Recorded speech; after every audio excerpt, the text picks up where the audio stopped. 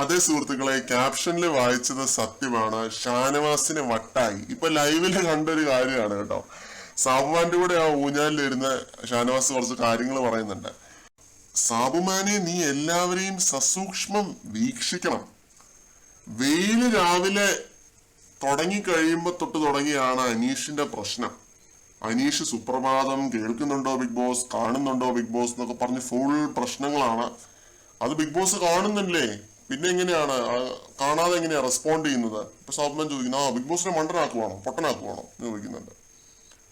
പിന്നെ ഷാനവാസ് പറയുന്നുണ്ട്, വെയിലാറിക്കഴിഞ്ഞാൽ പിന്നെ അവന് പ്രശ്നമില്ല. വെയിലാറിക്കഴിഞ്ഞാൽ പിന്നെ തുടങ്ങുന്നത് നെവിനാണ്. നെവിന് എന്ന് പറയുന്നുണ്ട്. നെവിൻ വെയിലാറിക്കഴിഞ്ഞാൽ പ്രശ്നക്കാരനാണെന്ന് പറയുന്നുണ്ട്. രാവിലെ അനീഷ് പ്രശ്നക്കാരനാണെങ്കിൽ കുറെ കഴിഞ്ഞിട്ട് പിന്നെ പ്രശ്നക്കാരനാവുന്നത് അക്ബർ ആണെന്ന് പറയുന്നുണ്ട്. കുറച്ച് കഴിയുമ്പോൾ അക്ബർ തുടങ്ങുമെന്നും ഷാനവാസ് പറയുന്നുണ്ട്. അപ്പൊ അങ്ങനെ ആകെ ഫുൾ കിളി പോയിരിക്കുകയാണ് കേട്ടോ. കിളി പോയ രീതിയിൽ എന്തൊക്കെയോ പറയുന്നുണ്ട്. എന്താണ് പറയാൻ ഉദ്ദേശിച്ചത്, എന്താണെന്ന് ഒന്നും മനസ്സിലാകുന്നില്ല.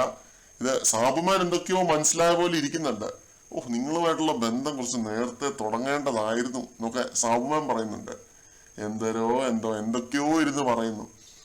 എന്താണോ എന്തോ ഷാനവാസിന് ഇങ്ങനെ വട്ടാവുന്നത് ഈ ഹരം പാൻറ് ഇടുമ്പോഴാണെന്ന് ഞാൻ കേട്ടിട്ടുണ്ട് കേട്ടോ. ഈ ഒരു എന്താ പറയാ, ചുരിദാറിന്റെ ട്രൗസേഴ്സ് പോലെ ഇരിക്കുന്ന ഈ ഒരു സംഭവം ഇടുമ്പോഴാണ് ഷാനവാസിന് ഇത്തിരി കിളി പോയി തുടങ്ങുന്നതെന്ന് ഞാൻ കണ്ടിട്ടുണ്ട്. ഇന്ന് ഇത്തിരി ഹൈപ്പർ ആയിരുന്നു ഷാനവാസ്. അത് എന്താണെന്ന് അറിയില്ല, അത്യാവശ്യം ഹൈപ്പർ ആയിരുന്നു ഇന്ന്.